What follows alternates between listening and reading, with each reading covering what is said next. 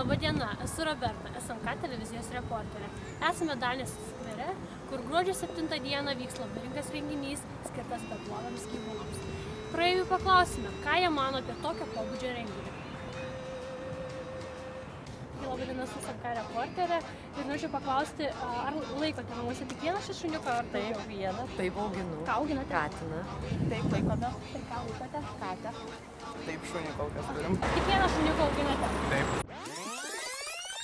Ko vardu šuniukas? Dela. Džeta. Kengas. Murkis. Smirdžiukė ir spirgiukas. Danės skvere kaip tik vyks gruodžio 7 renginys labdaringas skirtas beglobiams gyvūnams.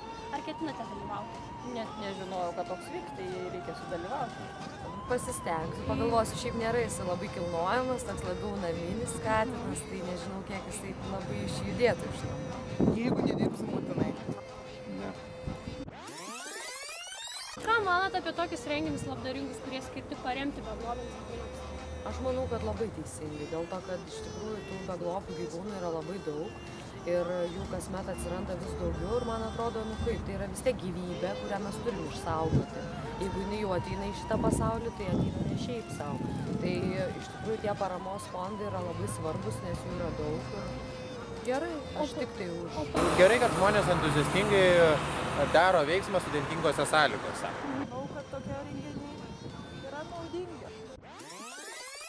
Pati remiate kažkokią tai įstaigą, kad ir 5 pėdutės ir linksmosios pėdutės? Kol kas dar ne, bet jau esu susimašiusi apie tai. Esame. Tai kokia įstaiga esate aukoję? 5 pėdutės. Taip, taip. Ir kokia įstaigai? 5 pėdutės ar kažkokia panašiai 5 ten? pėdutės, taip. Ne. Ne. Galbūt lankėtės beglobių gyvūnų namuose, kokie įspūdžiai? Ne, neteko niekada lankytis. Ne, neturiu laiko. Ne. Taigi, labadiena, esu SMK reporterė ir norėčiau paklausti apie beglobius gyvūnėlius. Ką manote? Beglobiai gyvūnėliai. Nu blogai. Aišku, yra blogai. O ką manote apie tokius žmonės, kurie palieka? Taip neturi būti. Gyvūnas tas pats, tai yra gyvas daiktas. Blogai manome, žmonės yra neatsakingi ir tiek. Čia daug blogo gali apie juos pasakyti, bet nuo to niekas nesikeis. Aišku, negatyvus. Nu, jei turi gyvūnėlį, turi ir jau... Ir mylėti. Taip.